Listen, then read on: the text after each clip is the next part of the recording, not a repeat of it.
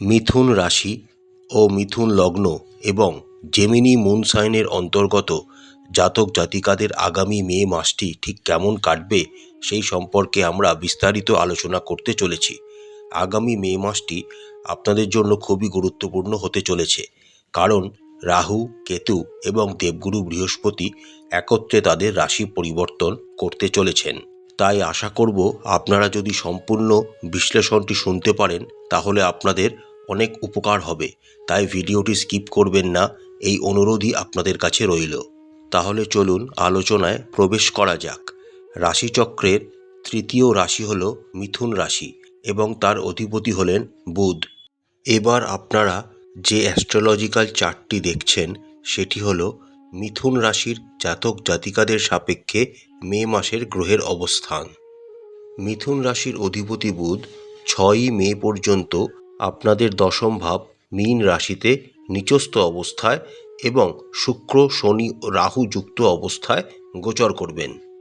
7ই মে থেকে বুধ আপনাদের একাদশ ভাব মেষ রাশিতে গোচর করতে শুরু করবেন এবং রবির সাথে যুক্ত হয়ে বুধাদিত্য যোগ তৈরি করবেন।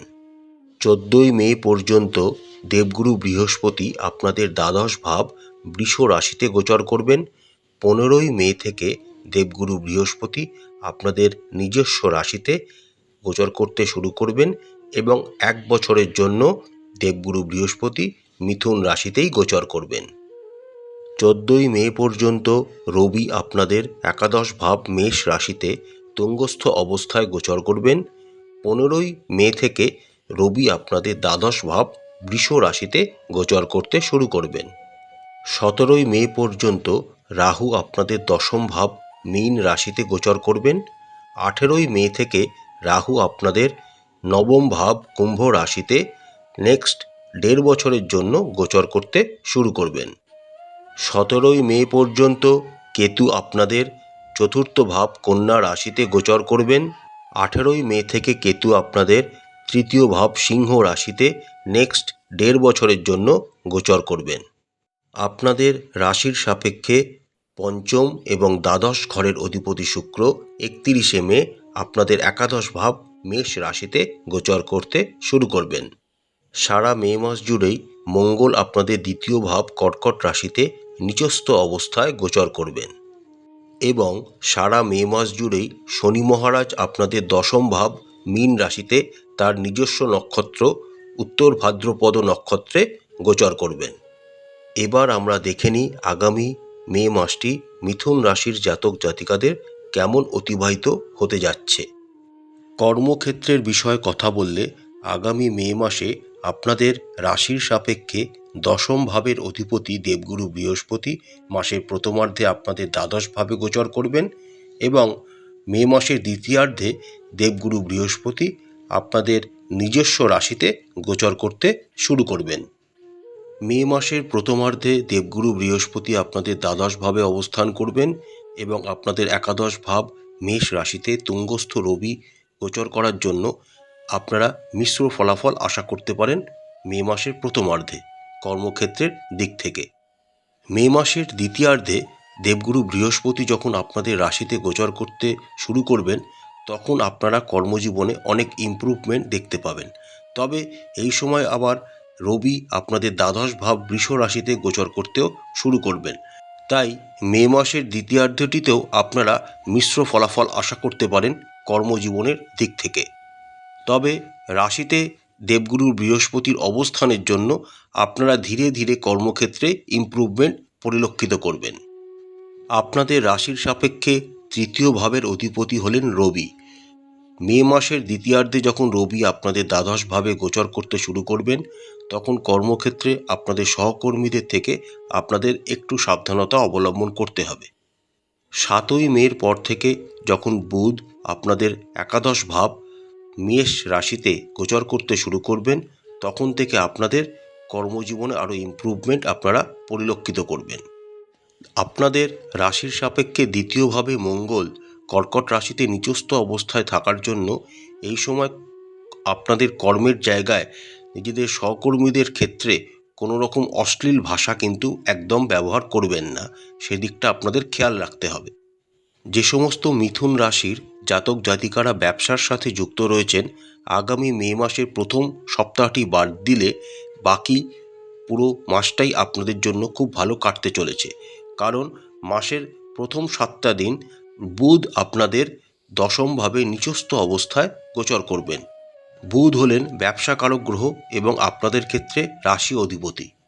7ই মে থেকে বুধ যখন আপনাদের একাদশ ভাব মেষ রাশিতে গোচর করতে শুরু করবেন এবং রবির সাথে যুক্ত হয়ে বুধাদিত্য যোগ তৈরি করবেন, তখন থেকে আপনাদের ব্যবসায় আপনারা অগ্রগতি পরিলক্ষিত করবেন। এরপর 15ই মে যখন দেবগুরু বৃহস্পতি আপনাদের রাশিতে গোচর করে যাবেন এবং তার সপ্তম দৃষ্টি আপনাদের ব্যবসার জায়গা সপ্তমভাবে তিনি প্রেরণ করবেন বা প্রভাব বিস্তার করবেন, তখন থেকে আপনাদের ব্যবসা আরও অগ্রগতি লাভ করবে। মে মাসের দ্বিতীয়ার্ধে মিথুন রাশির ব্যবসায়ীরা ভালো মুনাফা অর্জনের সুযোগ পাবেন এবং নেক্সট 1 বছর যেহেতু দেবগুরু বৃহস্পতি আপনাদের রাশিতেই গোচর করবেন, তাই আপনারা যথেষ্ট পরিমাণে ব্যবসায়ের দিক থেকে অগ্রগতি লাভ করবেন। অর্থনৈতিক বিষয়ের কথা বললে সারা মে মাস জুড়েই আপনাদের রাশির সাপেক্ষে একাদশ ভাবের অধিপতি অর্থাৎ আয় ভাবের অধিপতি মঙ্গল আপনাদের দ্বিতীয় ভাব কর্কট রাশিতে নিচস্থ অবস্থায় গোচর করবেন। একাদশ ভাবের অধিপতি দ্বিতীয়ভাবে অবস্থান করলে তা যথেষ্ট শুভ বলে মনে করা হয়, কিন্তু মঙ্গল যেহেতু এখানে নিচস্থ, তাই অর্থনৈতিক বিষয়ের দিক থেকে আপনারা মিশ্র ফলাফল আশা করতে পারেন। মে মাসের প্রথমার্ধে আপনাদের তৃতীয় ভাবের অধিপতি রবি আপনাদের একাদশ ভাব মেষ রাশিতে তুঙ্গস্থ অবস্থায় থাকার জন্য এই সময়কালে আপনারা ভালো আয় করার সুযোগ পাবেন। তার সাথে বুধ আপনাদের রাশি অধিপতি, তিনিও যখন আপনাদের একাদশ ভাব মেষ রাশিতে গোচর করতে শুরু করবেন এবং রবির সাথে যুক্ত হয়ে বুধাদিত্য যোগ তৈরি করবেন, তখনও আপনারা ভালো মুনাফা অর্জনের সুযোগ পাবেন।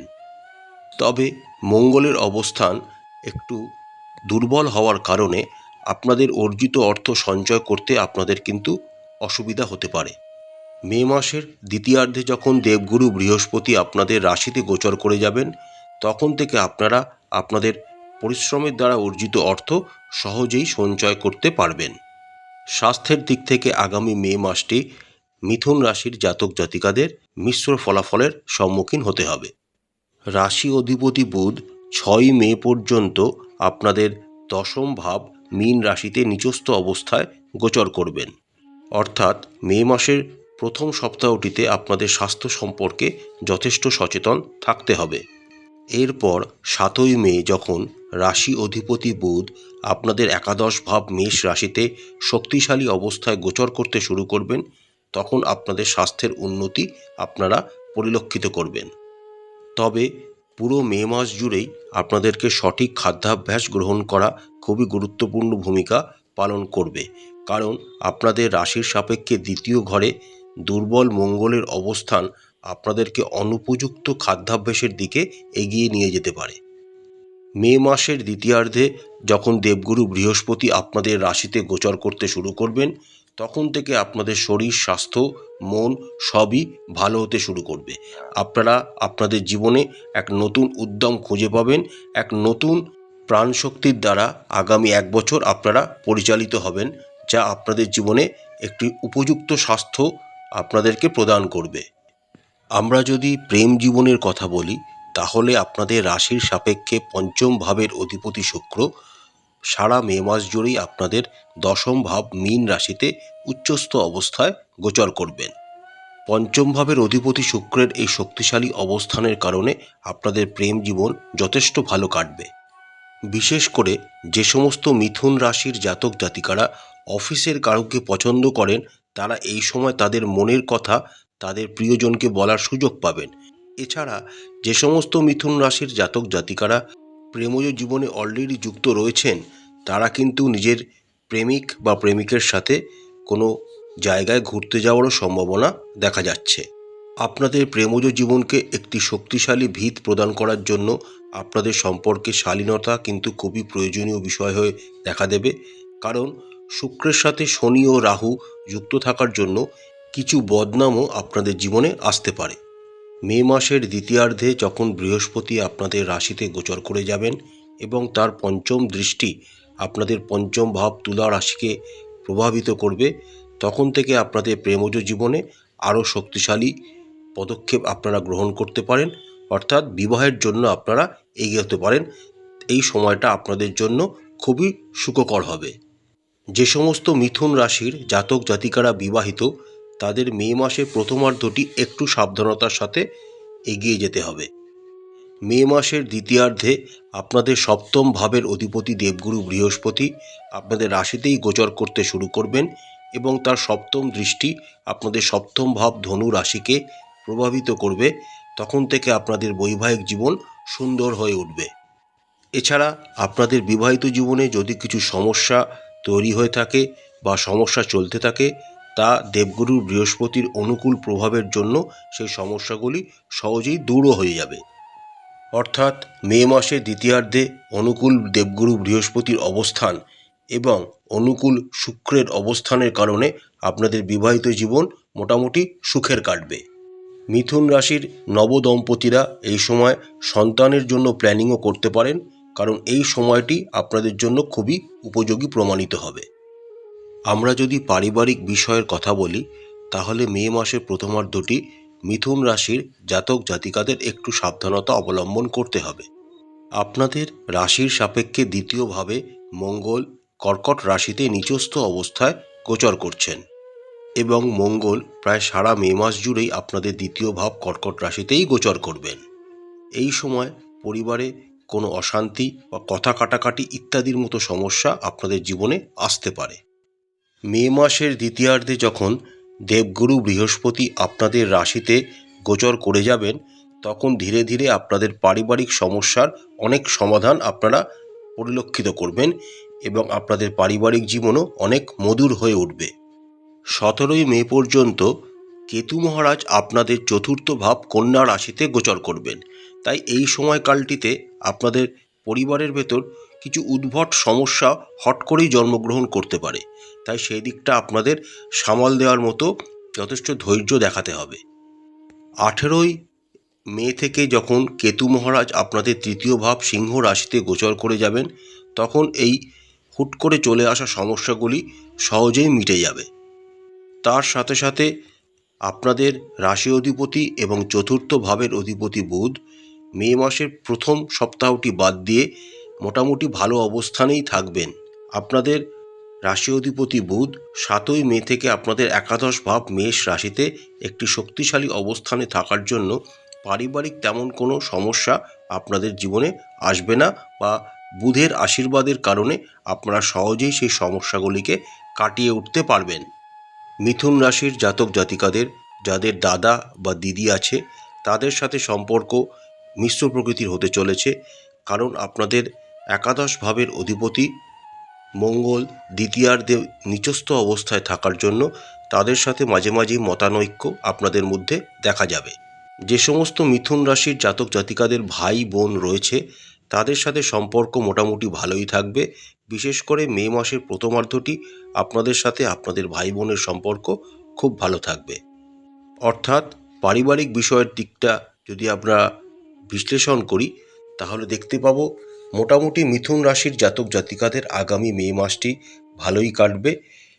বিশেষ করে মে মাসের দ্বিতীয়ার্ধে যখন দেবগুরু বৃহস্পতি আপনাদের রাশিতে গোচর করে যাবেন, বুধও যিনি আপনাদের রাশি অধিপতি একটি শক্তিশালী অবস্থানে থাকবেন এবং তার সাথে আপনাদের চতুর্থভাবে কেতু মহারাজ যখন গোচর করছিলেন সেখান থেকে বেরিয়ে যাবেন। তৃতীয় ঘর সিংহ রাশিতে কেতু মহারাজ গোচর করতে শুরু করবেন। তখন থেকে আপনাদের পারিবারিক জীবন মোটামুটি সুখের আবহাওয়া বইতে থাকবে। প্রতিকারস্বরূপ মিথুন রাশি ও মিথুন লগ্নের জাতক জাতিকারা রাশি অধিপতি বুধের বীজ মন্ত্র প্রতিদিন 108 বার করে জপ করবেন। তার সাথে যদি আপনারা রাশির বীজ মন্ত্রও 108 বার করে জপ করতে পারেন, তাহলে আরও ভালো ফলাফল পাওয়ার সম্ভাবনা রয়েছে। প্রত্যেক দিন সূর্যদেবকে কুমকুম মিশ্রিত জল নিবেদন করুন। মাংস, মদ, ডিম এবং অশ্লীলতা থেকে নিজেদেরকে দূরে রাখুন। নিয়মিত হনুমান চালিসা পাঠ করুন একটি নির্দিষ্ট সময়। যদি আপনারা সময় না পান, তাহলে সেটি শুনতেও পারেন একটি নির্দিষ্ট সময়ে। আর অবশ্যই প্রত্যেক দিন নিয়মিতভাবে শ্রী বিষ্ণু সহস্র নাম পাঠ করবেন। আশা করছি বন্ধুরা আগামী মে মাসটি প্রত্যেক মিথুন রাশি ও মিথুন লগ্নের জাতক জাতিকাদের খুব ভালো কাটবে। মা কালী আপনাদের মঙ্গল করুন, আপনাদের সমস্ত মনস্কামনা ও মনের ইচ্ছা মা কালী পূরণ করুন। আমাদের চ্যানেলটি যদি আপনাদের ভালো লাগে তাহলে অবশ্যই লাইক করবেন, শেয়ার করবেন, সাবস্ক্রাইব করে আমাদের চ্যানেলটির পাশে থাকবেন। নমস্কার।